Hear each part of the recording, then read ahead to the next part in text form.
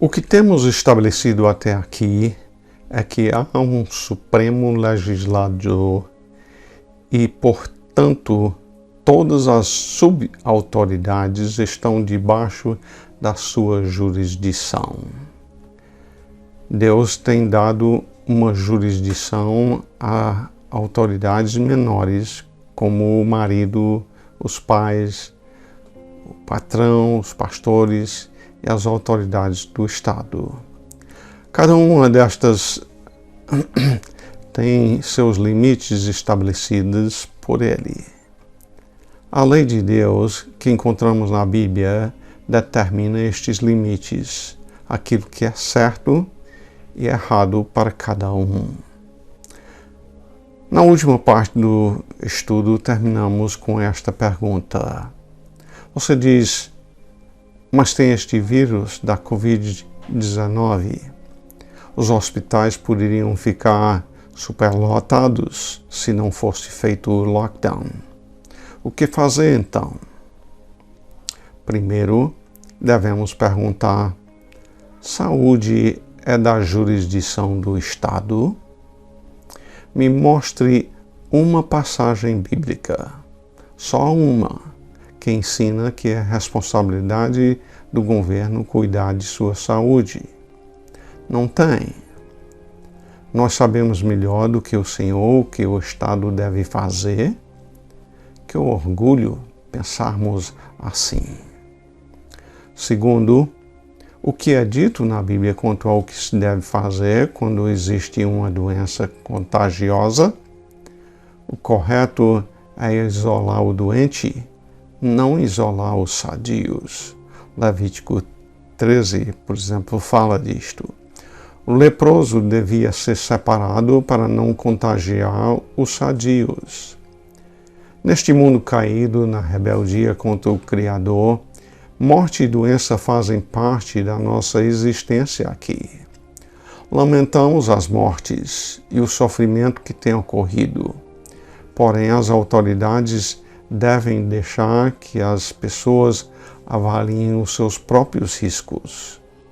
Claro que alguns têm maior risco de adoecer e morrer do que outros, mas as autoridades têm deixado de punir os assassinos e ladrões, punindo os que querem trabalhar, punindo assim o bem em vez de o mal. Não é justo o governo justificar parar o trabalho e dar dinheiro aos que pararam de trabalhar. E de onde vem este dinheiro? O governo rouba de quem trabalha. O câncer, o aborto e ataque de coração matam muito mais pessoas do que o vírus mata no mesmo período de tempo. Nosso Estado não para a vida dos seus cidadãos por causa destes.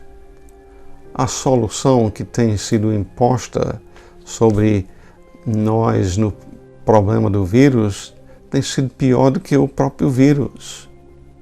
A igreja deve ter cuidado dos pobres e deve declarar a verdade neste assunto. Paulo disse sobre os outros apóstolos em Gálatas 2:10, encomendando-nos somente que nos lembrássemos dos pobres, o que também me esforcei por fazer. A Igreja de Cristo deve cuidar dos pobres. Salmo 2 chama as autoridades ao arrependimento dos seus pecados contra aquele a quem um dia irão prestar contas. Ele vai julgar os vivos e mortos. No versículo 10 e 11 diz: Agora, pois, ó reis, sede prudentes, deixai-vos advertir, juízes da terra. Nós vemos aí a quem ele está falando, né? As autoridades. E aí ele diz: servi ao Senhor com temor e alegrai-vos nele com tremor.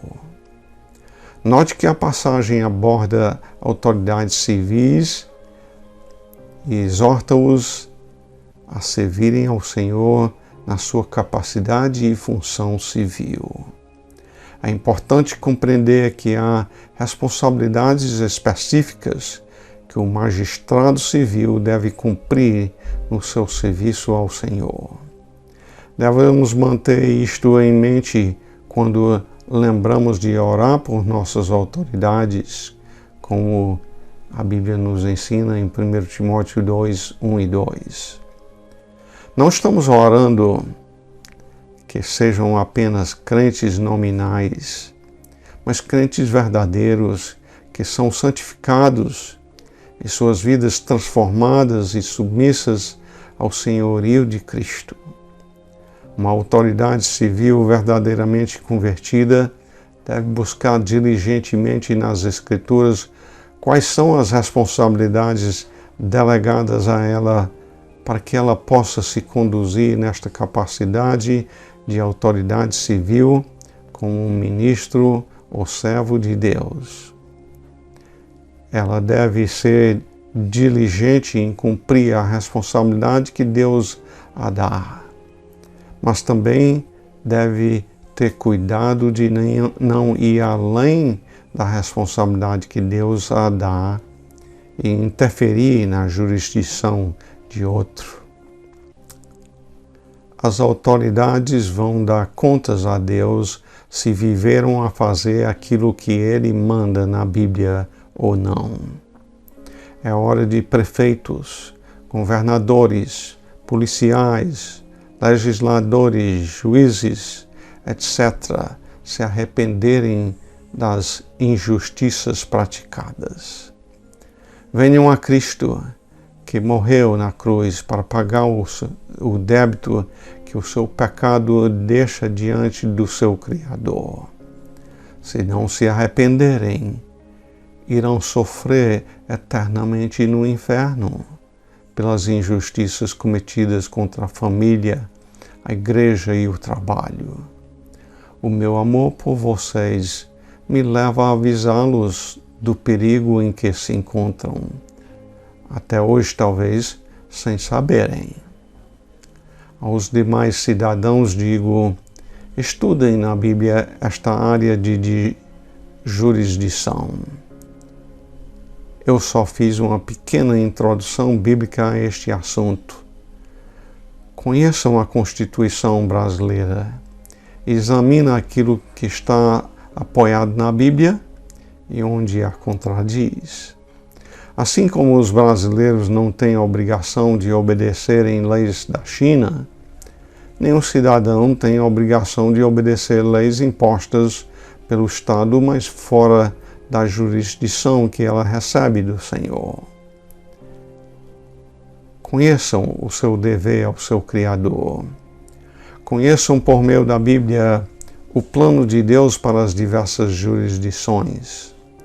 Saibam o que são as responsabilidades bíblicas do lar, da igreja, no trabalho e do Estado. Nós hoje em dia sabemos melhor do que o Criador como a vida deve funcionar. Seja Deus verdadeiro e mentiroso todo homem.